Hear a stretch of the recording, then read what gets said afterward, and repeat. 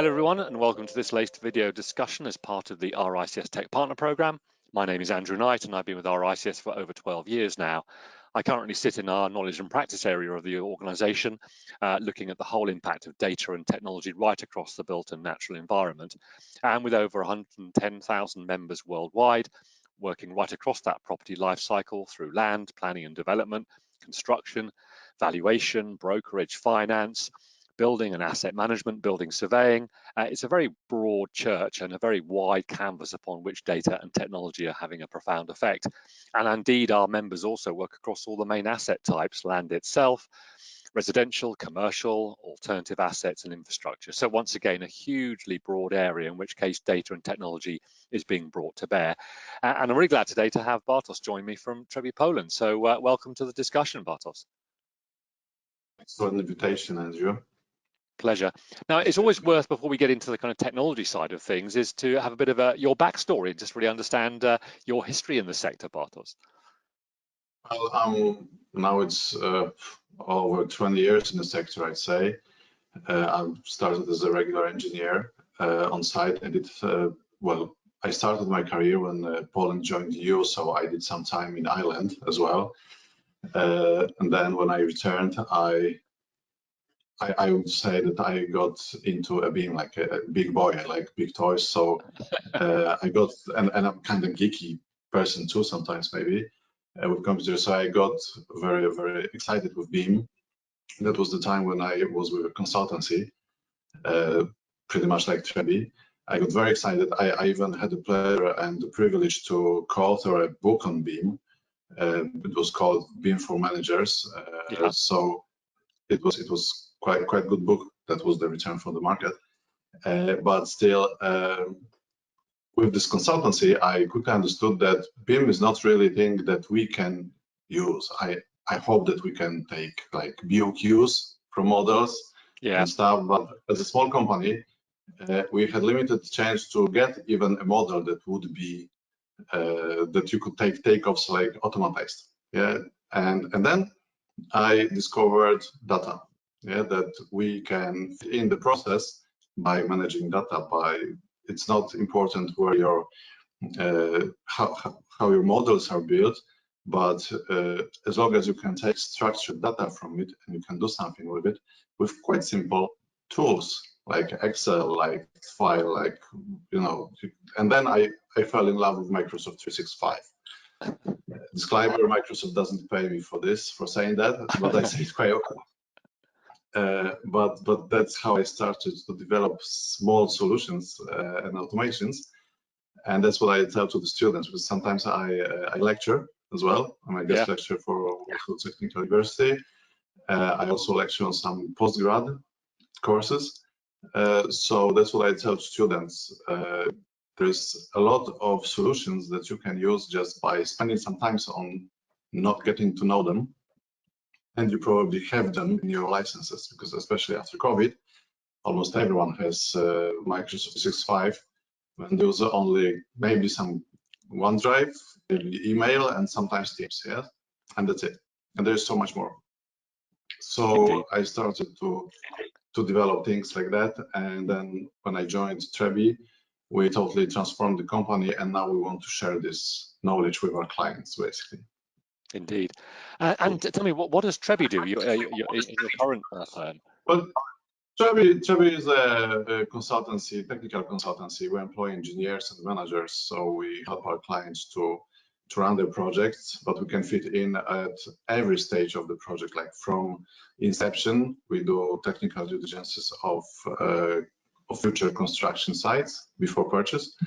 Then we can run the project in every stage, like design, construction, handover, and then we are also are involved in the asset handover, or even when asset is trade, then we do technical due diligence of the living asset. So that's pretty much what we do. We also started some small ESG consultancy recently, which is also quite interesting field for data management, because ESG, it actually puts a lot of puts on the companies a lot of effort to gather data and present it in a formalized way. So there's also some interesting thing that we do on this end. Okay, thanks, Bartosz. And Trebbi, what is your approach to technology? We want to learn ourselves. We focus on data flows and on processes first, because we don't jump on products. First, we try to look if we can do something with our own tools, maybe tweak them a little bit. Like I said before, we have this Microsoft 365 solutions, and that's what we do. We first analyze the data flows, structure data flows, agree on the scope, and then deploy some solution. And it's usually a mixture of different products, like Power Automate, Excel, sometimes Power BI to visualize the progress of data flows. And it's very fun. It's a bit time consuming because you don't have like ready-made solutions. You develop it, but for young people, that we have a few of them, it's a very good school, I suppose, even to think about the data, about the information on the project. Indeed. And how has that approach evolved, as we've discussed before, into a service that you're offering clients? Well, like I said, first we try to master the solutions ourselves. Yeah, we want to feel comfortable with the tools that we use, and then we basically want to share this knowledge with our clients. So, for example, when we have like SharePoint sites, let's say it this way, and we use SharePoint sites for our administration, for our internal project management, and then we started to share those sites with our clients if they want to have some structured information with us, not necessarily putting it with some solutions that there are on the market, because there is a lot of them. And what I personally have come across is that when you are, for example, a freelancer or a consultancy or whatever, that you are involved in many projects, and on every single project you get different solution, because there's a lot of those, and I have at least a short list of 3 or 4 that I know that are currently under development. And when you ask a person, okay, how your solution is better from this, and that, I had this situation in my previous job when guys came to me hoping that we can open the doors for their solution to some serious clients. It's okay, how your solution is better than the other, and there was an awkward silence. Yeah. So it sounds like, Bartosz, you turn this approach into a service. How do you actually turn that almost into a deliverable product that your clients can understand? It sounds like you're very focused on using very available, trusted building blocks of software that's out there. So how do you turn that into a product that you can then explain to your clients? Well, there's 2 ways that we can do that. One is basically we use it as a USP, yeah, as a unique sales proposition that we want to differentiate ourselves from the competitors, which the competition is very strong in this market. Yeah. And we basically say, if you're going to have the project with us, then we give you solutions, and you can learn from us. Maybe you will catch it up, and it will become your solutions or something like that. The other way is that we become basically a business analyst, because we know the business and we know the tools. So we want to become a business analyst, and we can either propose blocks and some reports on how you can do it, and then you can do it yourself. And that was the case with one developer who had a big IT department, and they could do it themselves. Yeah. But with the IT people is that they not necessarily understand all the details of the construction. Yeah? And so that's where we can step in and say, okay, guys, this is feasible. This won't work. This will work, and help. If there is a very simple solution, then we can build it ourselves for a client. And we also had this kind of contracts where there was a pretty simple need stated by the client, and we just built for him some solution based on SharePoint, on flows and some notifications. It was quite simple, but it made their life easier. But I guess it's an interesting point that you made there, Bartosz, that quite often there are obviously very, very talented IT specialists, both within firms and outside firms, but without that context of what it is to manage construction data, it can be hard to perhaps really understand the structure of the data, how it flows, the workflows, and all the different stakeholders that are involved in a construction project. Yes, but the first thing is that's what I show to my students. Very often there's this slide where I show them that there is for example, a GC, a client, and there is the GC internally. He has a lot of departments if the company is big, and you have a lot of information flow links. Yeah, and the number of combinations is almost endless, because it's not that one GC cooperates with one client. It's a few clients, few GCs, and that becomes and everyone has his practice. And with the wonderful country of Poland is that we don't believe in standards, actually. Yeah. In terms of costing, in terms of project management, everybody has his way. So every contractor, when I spoke to contractors, they have like double reporting. Yeah, one is for the client, one is for internal purposes, and everything is kind of data based on the design. At the end of the day, everything starts with the design. The quantities, the invoices, the marketing materials, everything is based on design. But for the guys in invoicing, they're not necessarily interested in how the thing looks. Yeah, they're interested in a table, and the data in table is a great value, and that's the message that we want to convey.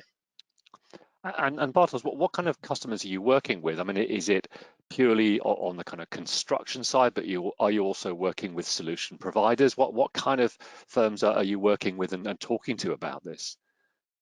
I would say that we work with everyone. Sorry, because we work for large and small clients. Well, usually the company like ours, I would say that the model situation that you have is that you have a client, an investor that has fairly small staff, and they outsource all these management services, all the supervisory services and everything. So I would say that that's the model, but it's not always the case. Sometimes you have clients that they basically grow too fast and they didn't make it to grow their staff to build the capacity.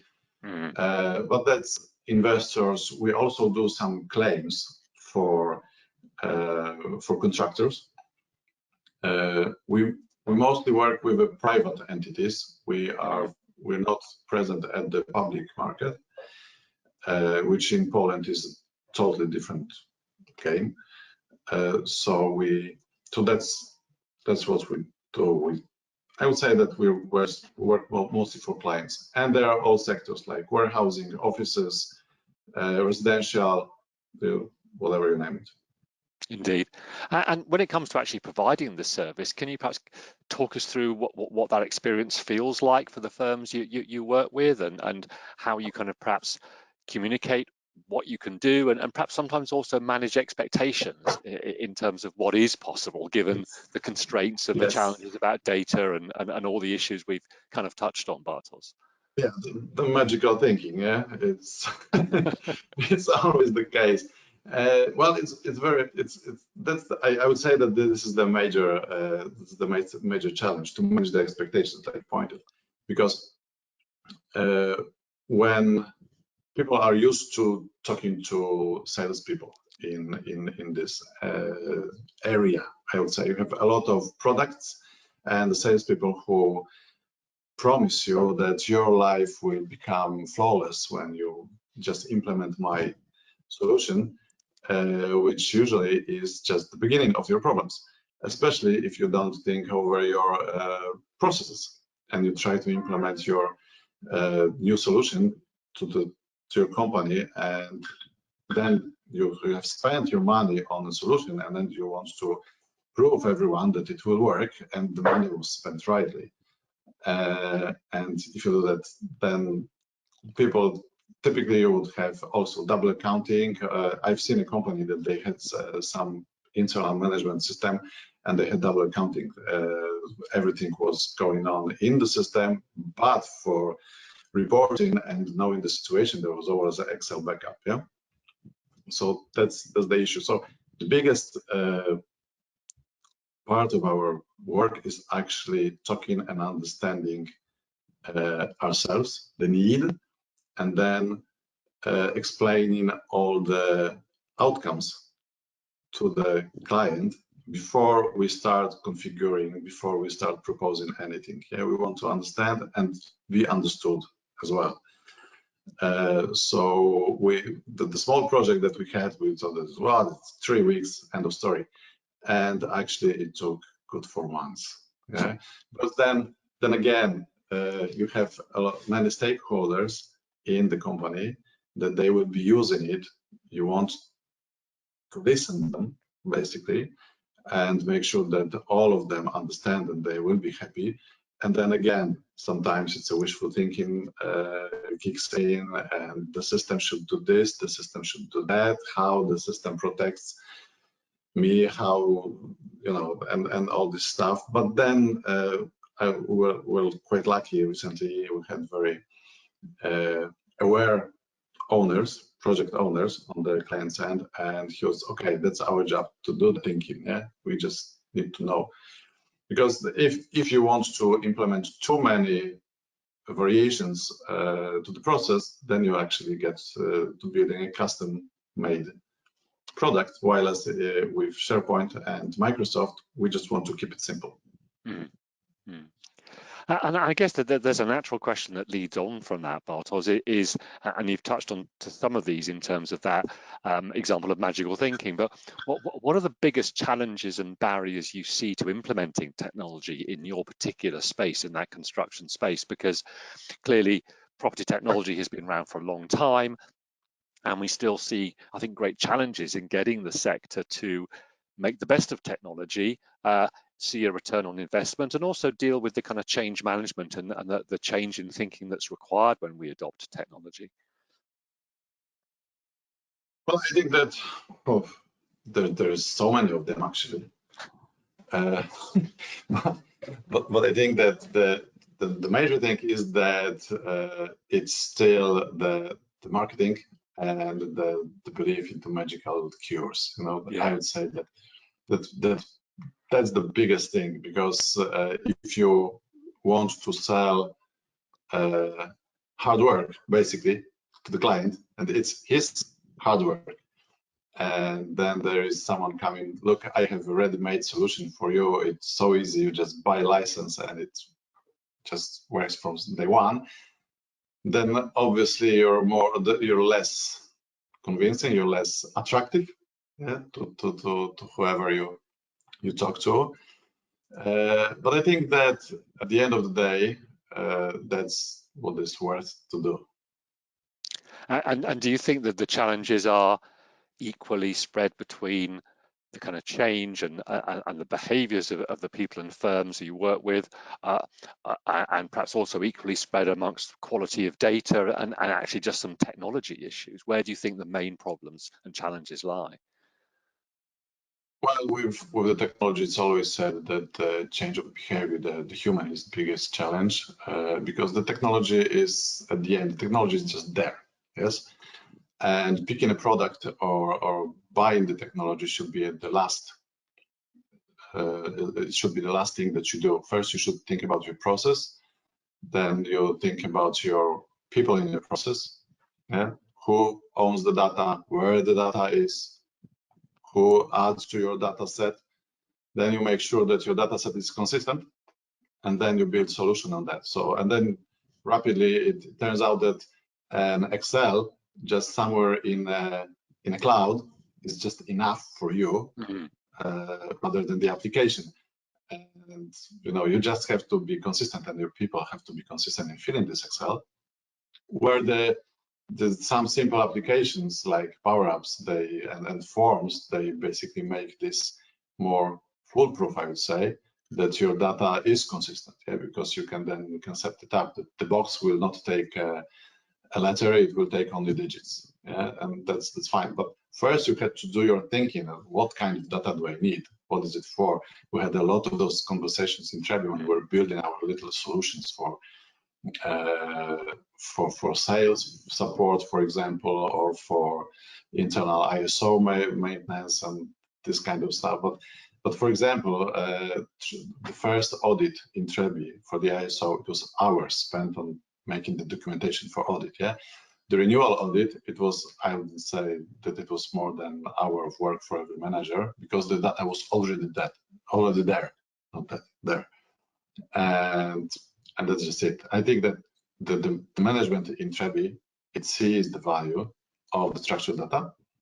Now we just want to convey this message to the outer market.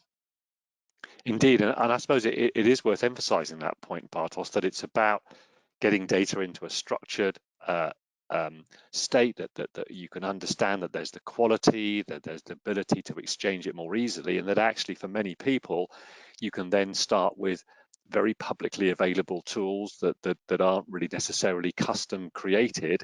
It's more about how you implement those existing tools to match the kind of data you've got, turn that data into high quality data, and then think about the workflows and how that data is then going to be moved around between all those stakeholders. Exactly. And the naming conventions are actually, it struck me recently that even if you have a consistent data set and you know what is there in the data set, then even if we said that we're very distributed market, yeah, but if you can say that this column named whatever in my data set is actually the same that your column name with different name, then just a piece of script or a simple lookup in Excel, it will allow you to map your data to your peers' data, yeah, and so as long as it's consistent, yeah.